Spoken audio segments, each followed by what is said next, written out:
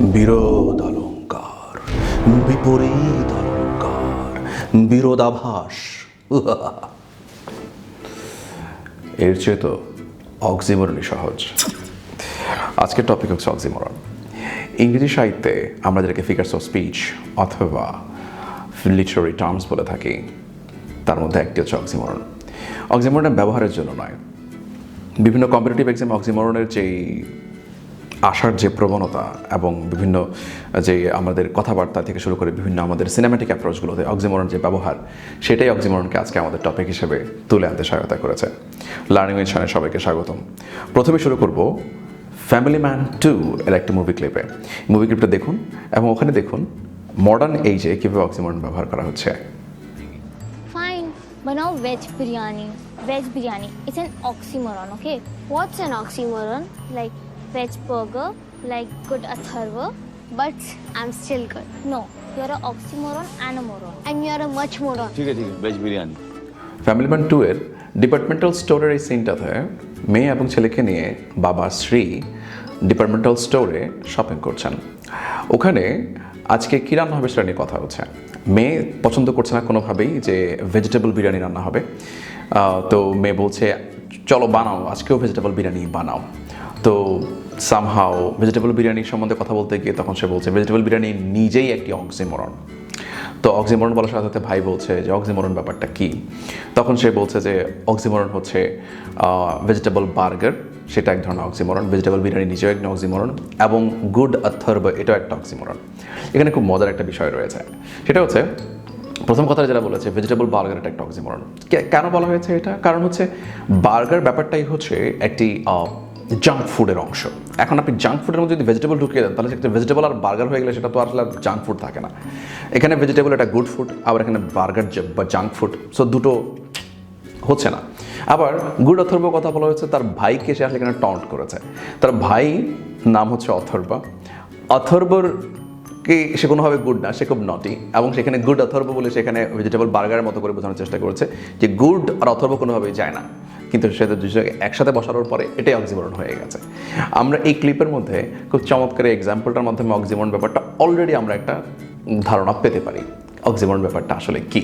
1657 সালে প্রথমবার ব্যবহৃত হওয়া এই শব্দটি অক্সিমরন নিজেই একটি অক্সিমরনিক মিনিং ক্যারি করে, এবং তার পাশাপাশি অক্সিমরনের মিনিংটা অ্যাকচুয়ালি ব্যাপারটা কি। পাশাপাশি দুটো শব্দ বসবে, যে দুটো শব্দ অর্থগতভাবে সম্পূর্ণরূপে বিপরীত। এই জিনিসটাকে আমরা অক্সিমরন বলে থাকি। এবং যেমনটি বললাম যে অক্সিমরন শব্দটি নিজেই একটি অক্সিমরনিক মিনিং ক্যারি করে, যেমন দুটোই ল্যাটিন রুট থেকে আসা শব্দ, এবং আমরা যেটাকে বলি অক্সেস এর মানে হচ্ছে শার্প, আবার মরস এর মানে হচ্ছে ডাল। শার্প এবং ডাল দুটোই একটি আরেকটির সম্পূর্ণ বিপরীতধর্মী শব্দ। তো oxymoron itself is an oxymoron. Interesting. এই অক্সিমরনের ব্যবহার আমরা বিভিন্ন সাহিত্যিকদের বিভিন্ন রচনার মধ্যে আমরা দেখতে পাই। এর মধ্যেই সবচেয়ে যে সাহিত্যের কিং মিস্টার শেক্সপিয়ার, এর রচনায় আমরা অক্সিমরনের ব্যবহার চরমভাবে দেখতে পাই। চলুন রোমিও অ্যান্ড জুলিয়েটে উনি কীভাবে অক্সিমরন ব্যবহার করেছেন সেটার একটা এক্সাম্পল দেখি। রোমিও অ্যান্ড জুলিয়েটে অ্যাক্ট 1 সিন 1-এ আমরা দেখতে পাই রোমিওর একটা ডায়লগে অক্সিমরনের এক্সেসিভ ব্যবহার। চলুন লাইনটি শুনি।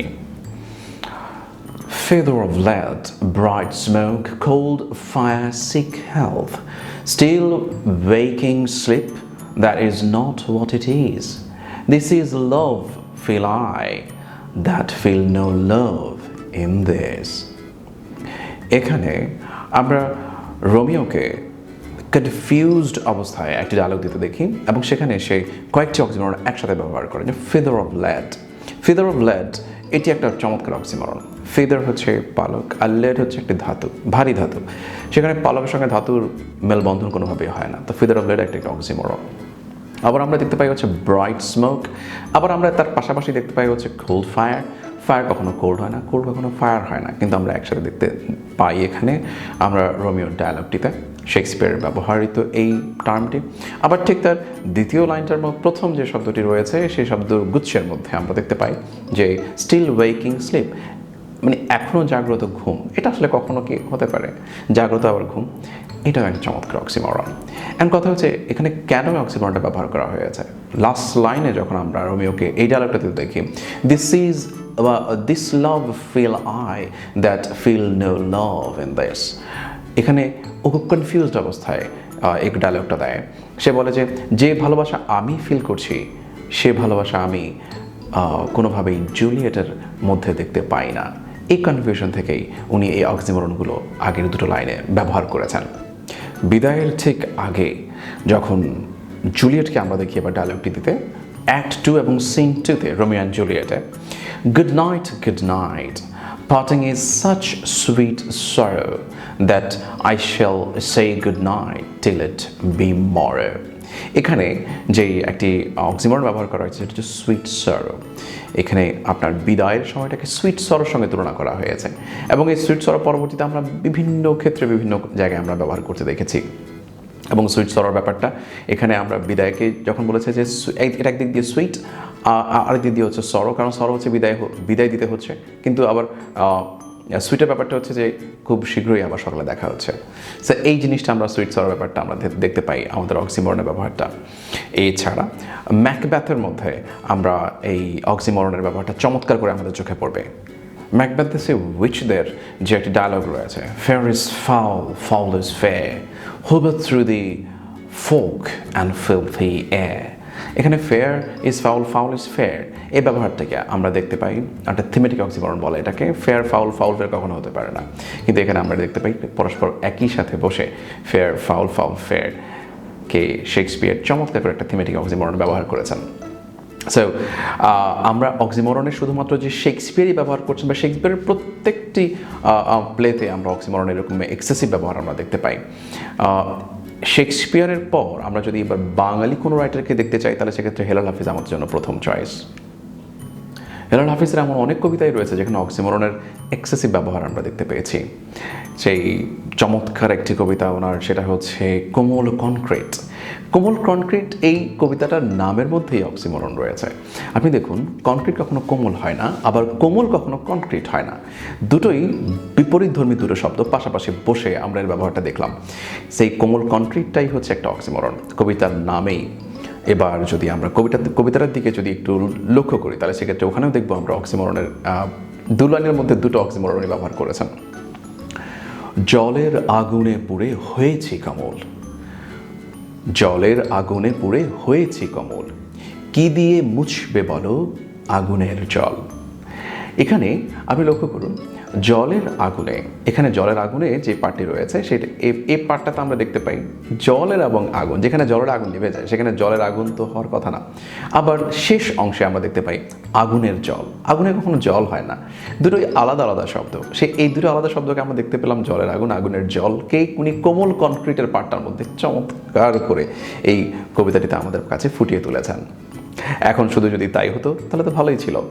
আমরা এখন পর্যন্ত যেই গান, বর্তমানে যেই গানগুলো আমরা দেখতে পাই, খুবই চলমান যে ফেভারিট যে সংগুলো রয়েছে, সেগুলোতে আমরা যদি একটা অংশ দেখি তাহলে সেক্ষেত্রে আমাদের কাছে আরও ব্যাপারটা ক্লিয়ার হবে।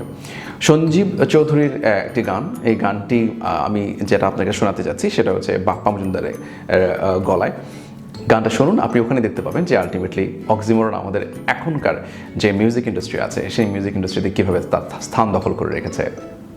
সাদা ময়লা রঙ্গিলা পালে আউলা বাতাস খেলে, সাদা ময়লা রঙ্গিলা পালে আউলা বাতাস খেলে, কাদায় ভরা মনের মধ্যে জলের সত্তরণ, শুধু জলের সত্তরণ। সাদা ময়লা রঙ্গিলা পালে আউলা বাতাস খেলে, আর কাদায় ভরা মনের মধ্যে জলের সন্তরণ। এই গানটির প্রথম যে শব্দগুচ্ছ রয়েছে, একদম প্রথম যে শব্দগুচ্ছ রয়েছে, সেখানে একটি অক্সিমরন আছে। আপনি খুঁজে পাচ্ছেন কি? যদি খুঁজে পেয়ে থাকেন চলুন আমরা একটু দেখি কতটুকু খুঁজে পেয়েছি। আপনারা অলরেডি বুঝে গেছেন, সাদা ময়লা। ময়লা আমরা সাধারণত যেটা রিপ্রেজেন্ট করে, যে আইডিয়াটা আমাদের মধ্যে রিপ্রেজেন্ট করে, সেটা অবশ্যই সামথিং দ্যাট ইজ নট সাদা। সাদা মানে হচ্ছে ধবধবে শুভ্রতার প্রতীক, ময়লার উল্টোটা। তো সেখানে সাদা ময়লাটা হচ্ছে চমৎকার একটি অক্সিমরন। আপনারা আপনাদের এরকম জীবনে অনেক অক্সিমরন পাচ্ছেন বিভিন্ন গান শোনার সময়, বিভিন্ন কবিতার মধ্যে। শেয়ার করুন না আমাদের সঙ্গে, আমাদের কমেন্ট করুন যেই গানের মধ্যে, যে লাইনটির মধ্যে আপনি অক্সিমরন পেয়েছেন সেই অক্সিমরন পার্টটা। আপনাদের কমেন্টগুলোর উত্তর আমরা দেব। কমেন্ট করতে থাকুন এবং কমেন্টগুলোতে আপনারা অক্সিমরন যেখানে আছে, অন্য যারা আছে তারাও আপনাদের কমেন্টগুলো পড়ে তাদের অক্সিমরনের যে ইস্যুসগুলো রয়েছে সেগুলো আরেকটু ক্লিয়ার হবে। সো আপনাদের কমেন্টের প্রতীক্ষায় রইলাম। এরকম আরও চমৎকার যে ভিডিওগুলো রয়েছে, এরকম আরও লিটারেরি বা লিটারেচার পার্ট অথবা অন্যান্য ভোকাবুলারি, এরকম অনেক ভিডিও সামনে আপনাদের জন্য প্রতীক্ষায় আছে। আপনাদের সাপোর্ট আমাদের প্রয়োজন। শেয়ার করুন, আমাদের সঙ্গে থাকুন। চমৎকার এই ভিডিওগুলো আপনাদের জন্যই করা। আপনাদের কাছ থেকে পাওয়া অনুপ্রেরণায় আমরা হেঁটে যাব বহুদূর। Thank you very much.